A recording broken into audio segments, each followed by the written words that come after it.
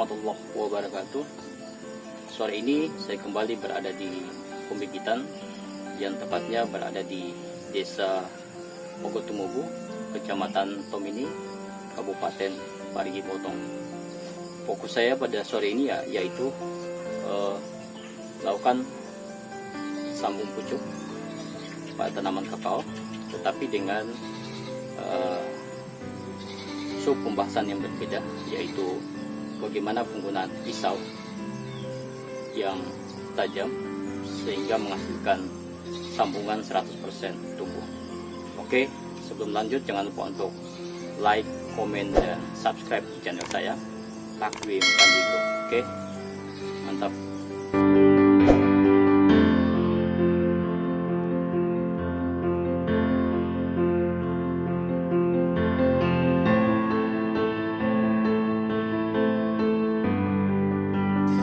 Oke, dalam penyambungan ada beberapa hal yang perlu diperhatikan.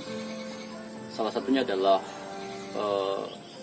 bagaimana ketajaman pisau yang digunakan dalam melakukan pengirisan maupun pembelahan pada batang bawah.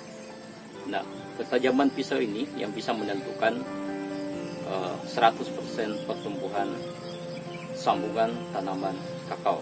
Oke, jadi ada pisau khusus yang saya gunakan ini,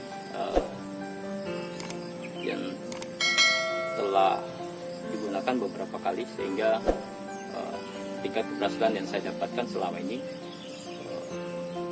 dari 10 pohon yang disambung itu rata-rata satu saja yang mati. Oke, ini adalah pisau yang saya gunakan untuk melakukan penyambungan. Sebenarnya dalam penyambungan tidak memerlukan pisau yang khusus, tetapi harus tajam. Nah, pisau pada saat digunakan harus selalu dibersihkan, kemudian digosok atau diasah supaya ketajamannya lebih baik pada saat penyambungan. Karena di dalam pengirisan entris diusahakan tidak terjadi atau tidak terdapat serabut-serabut kecil pada irisan entris, karena irisan ini yang bisa mengakibatkan pembusukan pada sambungan. Nah, sehingga harus betul-betul tajam untuk digunakan.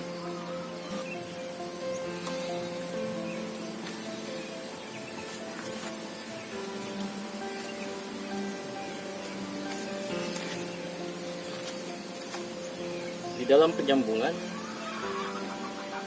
tidak disarankan terlalu terburu-buru di dalam melakukan penyambungan, karena alat yang kita gunakan ini adalah alat yang tajam, sehingga jangan sampai melukai badan kita. Dan harus hati-hati dalam memegang pisau sehingga tidak melukai diri sendiri.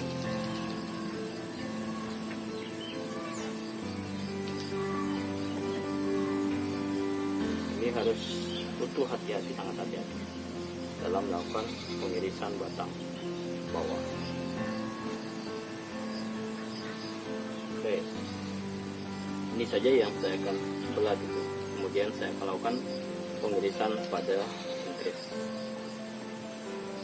Inilah entris yang saya gunakan, adalah entris yang memiliki mata tunas, dan pisau yang kita gunakan harus betul-betul tajam, sehingga pada saat penyayatan itu betul-betul. Nah, ini pun pada saat penyayatan pisau yang saya gunakan ini agak sedikit belum terlalu tajam, karena ini yang buktinya. Ini karena kalau tidak tajam pisau yang kita gunakan, kalau tidak tajam maka ini ya. Seandainya ini terlalu tajam, maka ini akan putus. Nah, balik.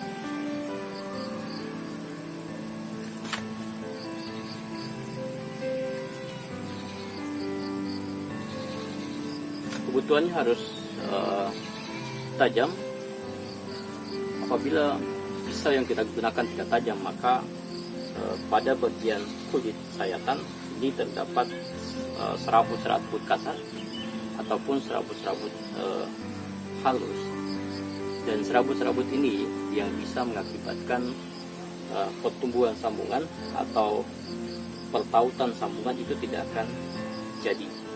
Biasanya kebanyakan pertautan ini tidak akan jadi karena ada pembusukan di sini.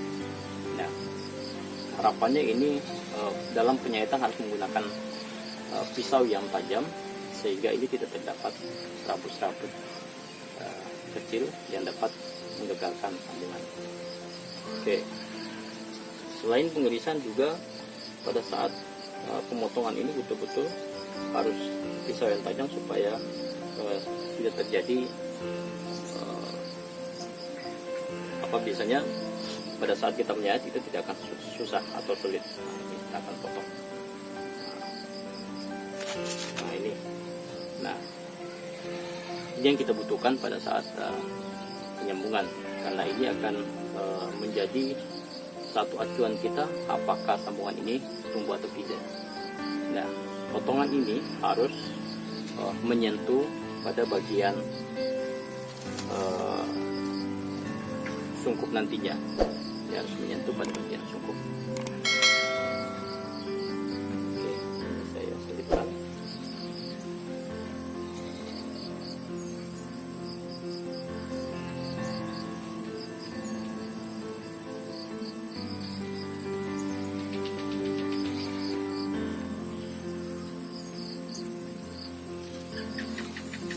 Sekali lagi saya sampaikan bahwa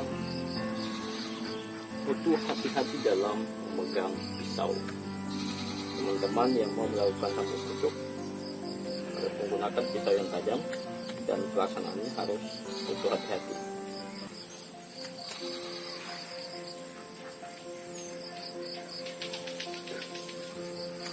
Nah, itu yang kita harapkan, jangan sampai sering melakukan pemotongan, karena pada saat pengirisan itu cukup satu kali pengirisan.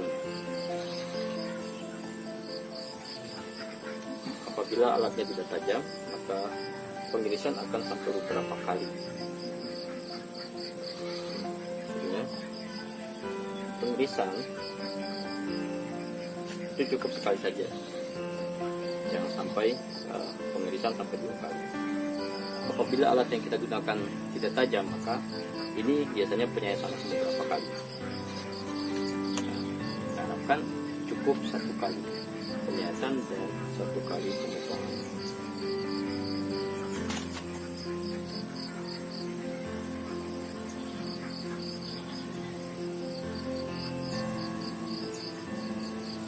Karena kita harapkan adalah irisan pada batang bawah itu akan bersentuhan langsung dengan kulit pada bagian irisan batang atas, sehingga diharapkan jangan sampai ada serabut-serabut kecil atau serabut-serabut kasar yang terjadi pada pengirisan.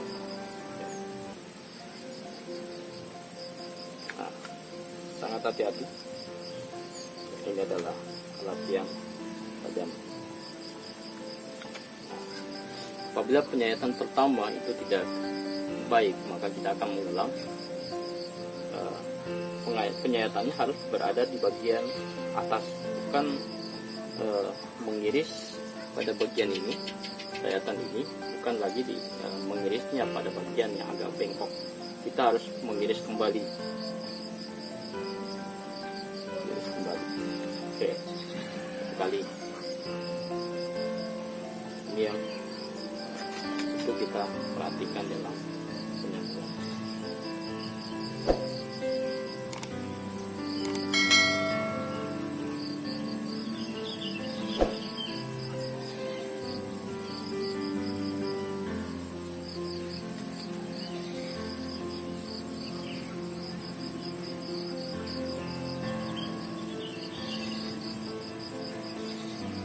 Mungkin demikian apa yang bisa saya bagikan pada sore hari ini dalam hal penyambungan sambung pucuk tanaman kakao dengan menggunakan alat atau pisau yang sangat tajam.